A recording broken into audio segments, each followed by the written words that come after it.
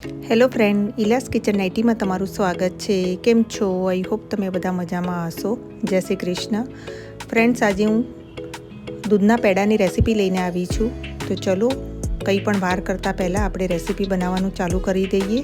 આ રેસીપી એકદમ સિમ્પલ અને સરળ છે, કોઈ પણ બનાવી શકે છે. એ રેસીપી હું તમારી સાથે શેર કરું છું. સૌથી પહેલાં આપણે ગેસ ઓન કરીશું, એના ઉપર એક કડાઈ મૂકીશું. જો તમારી પાસે લોખંડની કડાઈ હોય તો પણ એ તમે રાખી શકો છો. મારી પાસે નોનસ્ટિકની છે તો એ લીધી છે મેં. અને 1 લીટર દૂધ આપણે એડ કરીશું એના અંદર. મેં 1 લીટર દૂધ લીધેલું છે ગોલ્ડ.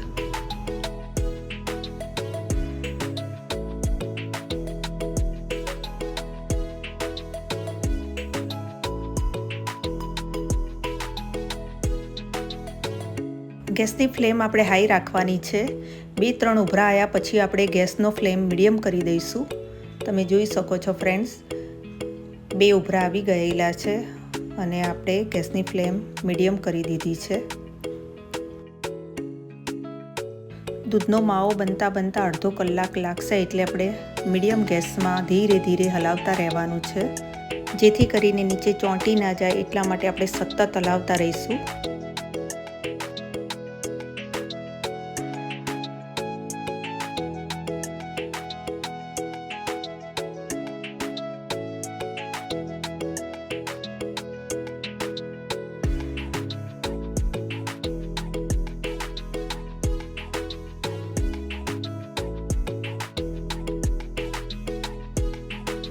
તમે જોઈ શકો છો આપણું દૂધ બળવાનું ચાલુ થઈ ગયું છે, માવો બનવાની શરૂઆત થઈ ગઈ છે.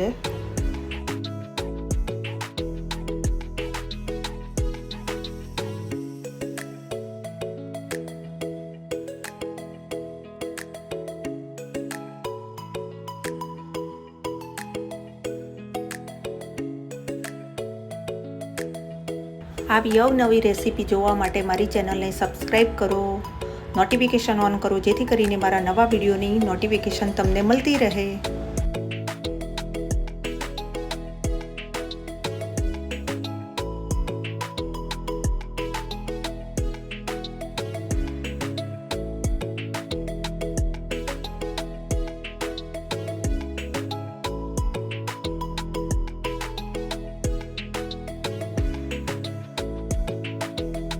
ફ્રેન્ડ્સ, તમે જોઈ શકો છો ઓલમોસ્ટ દૂધ આપણું બળી ગયું છે. હજી 2 મિનિટ આપણે ગેસ ઓન રાખીશું, જેથી કરીને આપણું દૂધ થોડું છે તો બળી જાય.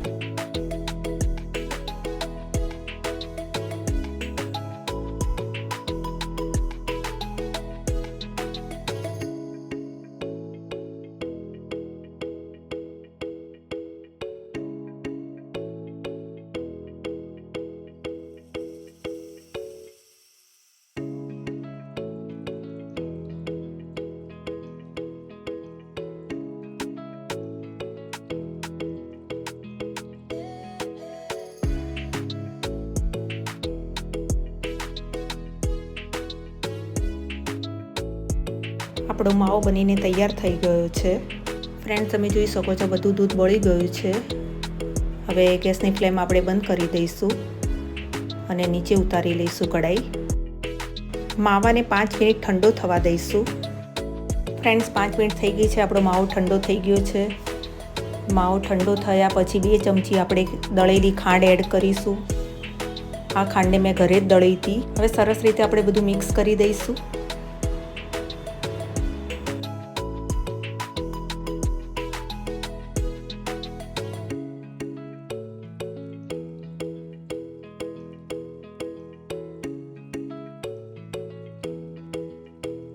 જો તમને ઇલાયચીનો ટેસ્ટ ગમતો હોય તો અડધી ચમચી ઇલાયચી પણ એડ કરી શકો છો, ઓપ્શનલ છે.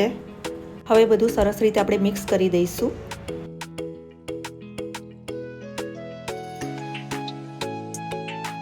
હવે આપણે એક નાની ચમચી લઈશું ગોળ રાઉન્ડવાળી. એના અંદર થોડું ઘી લગાવીશું. ઘી લગાવ્યા પછી જે આપણો માવો છે દૂધનો, એ અંદર ભરીશું સરસ રીતે દબાવીને. તમારી પાસે નાનું પ્લાસ્ટિકનું ઢાંકણું હોય તો એનાથી પણ તમે રાઉન્ડ શેપમાં પાડી શકો છો.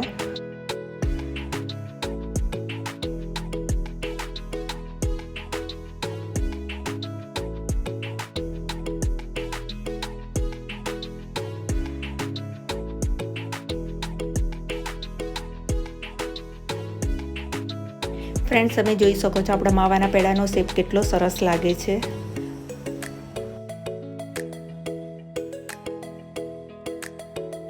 ફ્રેન્ડ્સ, હવે આપણે ગાર્નિશ કરી દઈશું બદામના ટુકડાથી. એક બદામના વચ્ચેથી મેં કટ કરી અને 2 ટુકડા બનાવ્યા હતા અને વારાફરતી બધા માવાના પેડા ઉપર આપણે ગાર્નિશ કરી દઈશું.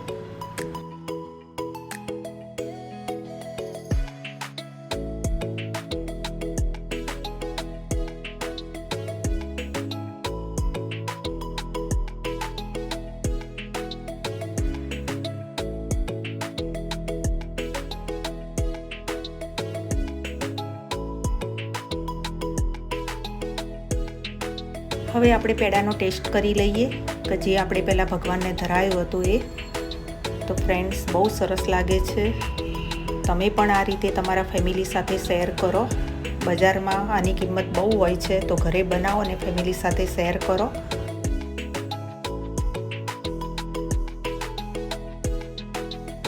વાવ, યમી યમી, બહુ જ મસ્ત બન્યું છે. ફ્રેન્ડ્સ, તમને જો મારો વિડીયો ગમ્યો હોય તો લાઇક, શેર એન્ડ સબસ્ક્રાઈબ કરજો. Bye bye. ફરી મળીશું બીજા વિડીયો સાથે. ત્યાં સુધી જય શ્રી કૃષ્ણ.